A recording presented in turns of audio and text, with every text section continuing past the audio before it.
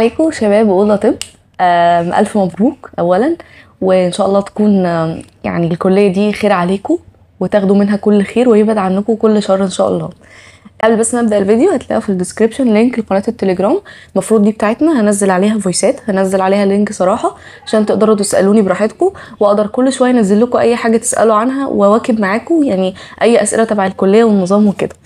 طيب أنا النهاردة عايزة أتكلم على إيه؟ هتكلم على نظام الكلية، هتكلم على أدوات الدراسة اللي هتحتاجها وانت داخل، هتكلم على نبذة عن المستقبل ونبذة لأن كل بقى الحاجات اللي بعد كده وبالتفاصيل وبالديتيلز هبدأ أتكلم عنها في فويسات على القناة اللي أنا قلت لكم عليها، لأن مش هينفع كلها هنا. وبعد كده نصايح كده عشان إيه من الدفعات السابقة يعني، يعني نصايح بقى كده مهمة إيه لبداية السنة والمشاكل اللي هتواجهك يعني. طيب أول حاجة هتكلم على نظام الكلية. نظام الطب في مصر عموما إيه؟ نظام الطب في مصر كان زمان في 6 سنين دراسة وسنة امتياز. يعني ايه سنة امتياز؟ يعني سنة انت بتنزل تتدرب فيها في المستشفى، مفيش مذاكرة تبع الكلية يعني، بس انت بتذاكر طبعا عشان الحالات اللي بتشوفها، مفيش امتحانات، يعني هي يعتبر سنة انت شغال فيها، بتقبض فيها من الدولة، يعني انت كأنك موظف بس بتبقى لسه اسمك طالب. يعني ايه؟ يعني احنا عارفين ان دراسة الطب 7 سنين، اوكي؟ كانوا زمان متقسمين 6 دراسة وسنة امتياز.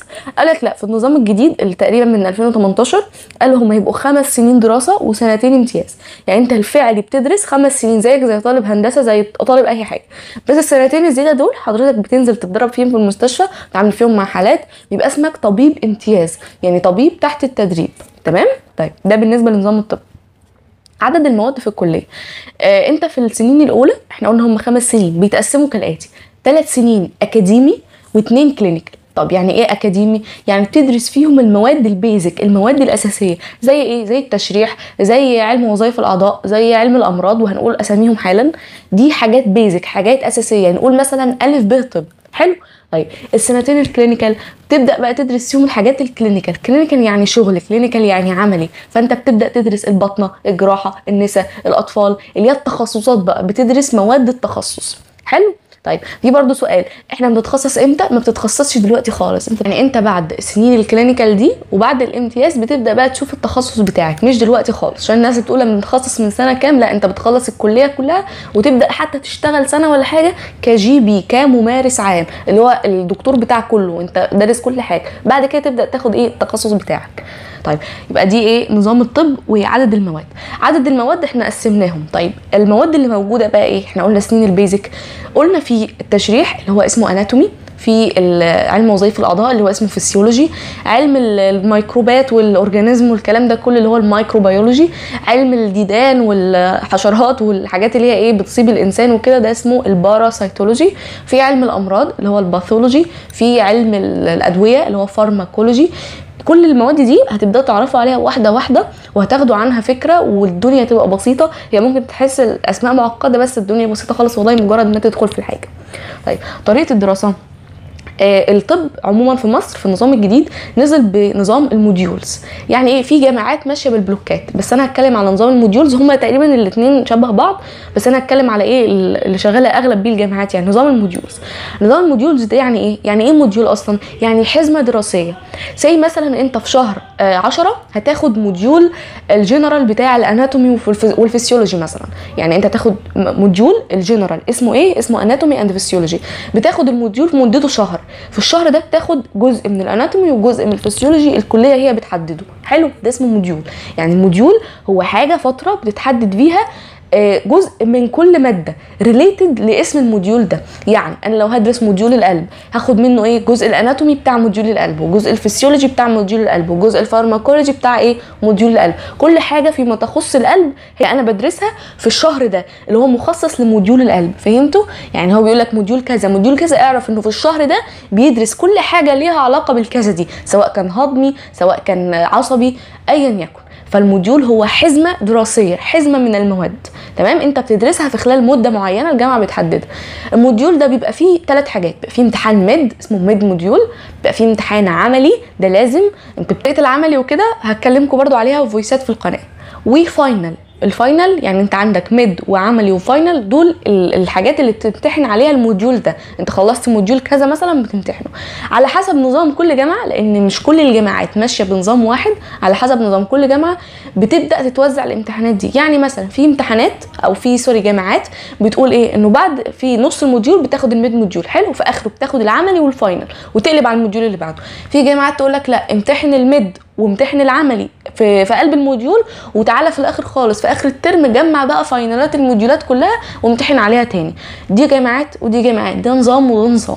فالنظام مش متوحد على جامعات مصر، تمام. وكذلك المناهج، دي نقطة مهمة.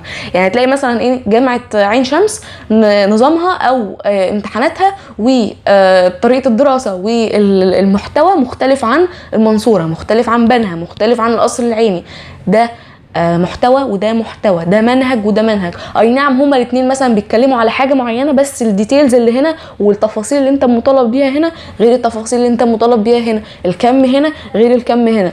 اتمنى تكون النقطه دي واضحه. حلو. فده عباره عن نظام الكليه، برضو هنتكلم عليه باستفاضه في الجروب بتاعنا. حلو. طيب الادوات، حضرتك وانت داخل مش هتحتاج معاها غير بلطو بس. السماعه اللي هتجيلك هديه او السماعه اللي هتشتريها حضرتك هتعينها، مش هتستخدمها الا في الكلينيكال اللي هو ايه، في 5 وفي 4 السنتين دول هم اللي بتستخدم فيهم سماعه. انت حضرتك بتدرس اناتومي هتستخدم السماعه ليه؟ هتدرس فسيولوجي علم وظائف الاعضاء هتدرس السماعه ليه او هتستخدم السماعه ليه؟ فالمواد البيزك او السنين البيزك انت مش هتستخدم فيهم سماعه خالص، انت هتستخدم فيهم بس البلطو، ومش تستخدمه قوي كمان، يعني تلبسه مره او مرتين في السنه وخلاص، يعني شكرا على كده هيتركن. حلو.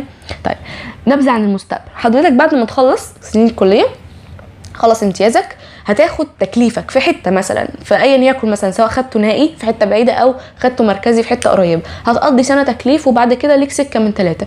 يا اما هتكمل في مصر وده الاغلب ما بيفضلوش، يا اما هتسافر بره مصر. دي ليها سكه ودي ليها سكه. لو قعدت في مصر هتشتغل في مستشفيات وزاره الصحه، او لو ليك تعيين في الجامعه هتشتغل سواء تعيين اكاديمي كمدرس كدكتور اللي هو بيشرح، او كتعيين في الجامعه اللي هي مستشفى الجامعه. دي حاجه ودي حاجه. طيب سواء عايز تسافر بره، خلاص هيبقى بقى سفر تحضير معادلات وكل الكلام ده برضو هنتكلم عليه باستفاضه في الجروب بتاعنا. فده نبذه عن المستقبل، سواء انت هتقرر تكمل في مصر او هتخلع، يعني والاغلب هيخلع. طيب النصايح بقى في بدايه الكليه وبدايه الحياه الجامعيه عموما، هتحس الموضوع هارد جدا، وبالذات لو انت فيرست جنريشن. يعني ايه؟ يعني لو انت اول حد من عيلتك كليه طبيه، ويا سلام بقى لو انت اول حد جامعه خالص، يعني الموضوع بيبقى رهيب بجد. انت عارف لو بتفحط في الصخره حرفيا، انت مش عارف اي حاجه، مش عارف تذاكر ازاي، مش عارف ايه المواد، مش عارف لاول مره بتاخد طب في حياتك. انت بتدخل على علم وعالم جديد تماما، انت ما تعرفش الالف من كوز الذره فيه. فانت هتحس الموضوع صعب، هتحس ان الكليه دي مش بتاعتك، هتحس ان المكان ده مش مكانك، حتى لو انت جايب مجموع بما يرضي الله ومجهودك هتحس ان ايه ده، انا مش قادر اذاكر، ده المنهج كبير. وعلى فكره كميه المذاكره في طب جامده جدا، يعني انتوا بس انتوا بصوا منهج ثانويه عامه ممكن تاخدوه ده كموديول كله كده في شهر واحد. فالمذاكره كتير، المنهج كتير، بس النظام اسهل شويه من ثانويه عامه، يعني مفيش الاسئله الصعبه الخزعبليه دي، لا هتحل كتاب الاسم اللي موجود وكده هتلاقي الموضوع بيجي منه. فانسوا موضوع النظام الجديد ده في ثانويه عامه، فلتروا دماغكم بس، جهزوا نفسكم على حفظ كتير، لان طب طبعا كليه نظريه بحته، ما تسمعش اي حد يقول لك هي عمليه، لا هي نظريه بحته.